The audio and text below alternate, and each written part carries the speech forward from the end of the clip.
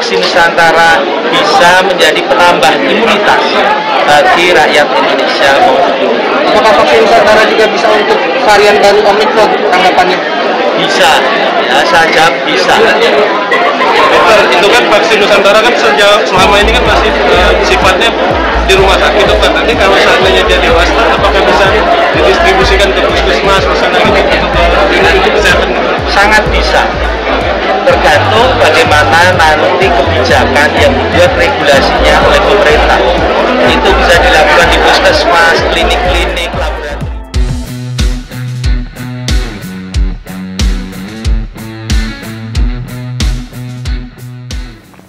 Assalamualaikum warahmatullahi wabarakatuh, sahabat MOC. Ketemu dan berjumpa lagi dengan channel yang kita kembangkan di Mas Oji Channel, teman berbagi motivasi dan inspirasi. Nah, terima kasih teman-teman semuanya. Seperti biasa, hari ini kita ingin sharing, datangnya dari informasi yang disampaikan oleh mantan Menteri Kesehatan, Bapak Terawan Agus Putranto ya.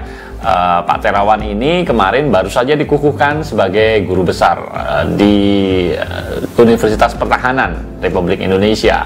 Nah, dalam pernyataannya beliau menyatakan bahwa vaksin Nusantara ini adalah titik terang dari jalan panjang ya mengatasi pandemi COVID-19.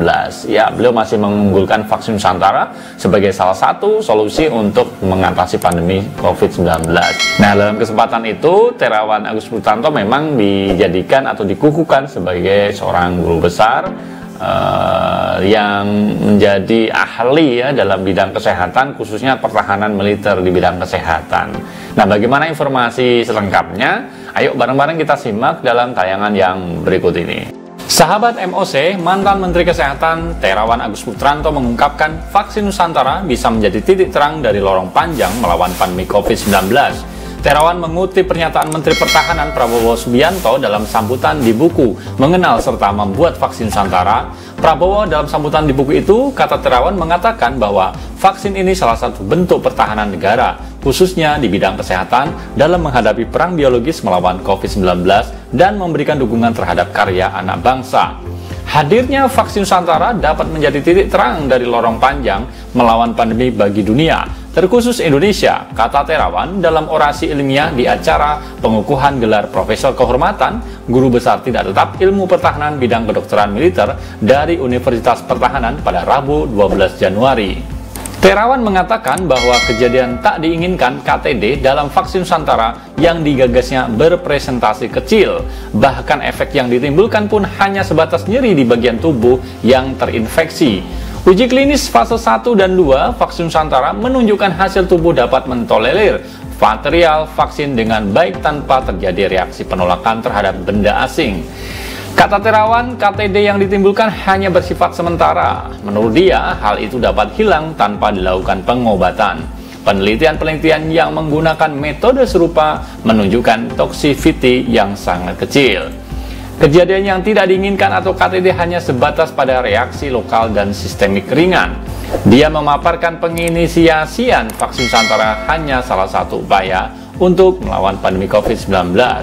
Vaksin ini berbasis sel dendritik autolog yang merupakan komponen dari sel darah putih. Vaksin berbasis sel dendritik adalah salah satu metode yang tergolong baru dikembangkan.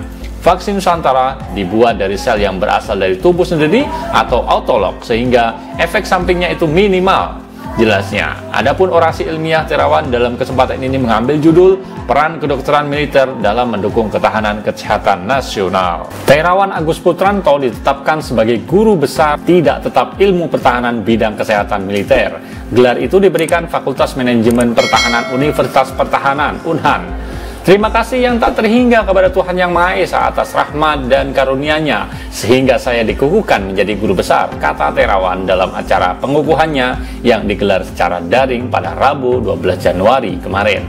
Sebagai guru besar di bidang tersebut, dunia kesehatan militer merupakan bagian daripada ketahanan negara dan anggota militer menurutnya memiliki peran penting dalam tersebut. Vaksin Nusantara saat ini disiapkan menjadi bagian dari vaksinasi booster yang akan diterapkan di rumah sakit sebagai bagian dari layanan individu. Ya, itu tadi teman-teman semuanya udah kita simak ya, datangnya dari Pak Terawan Agus Putranto, mantan Menteri Kesehatan yang dikukuhkan sebagai guru besar di Universitas Pertahanan. Ya, dalam pemaparannya beliau menyampaikan tentang vaksin Nusantara yang bisa menjadi salah satu titik terang dari sebuah lorong panjang perjalanan pandemi COVID-19.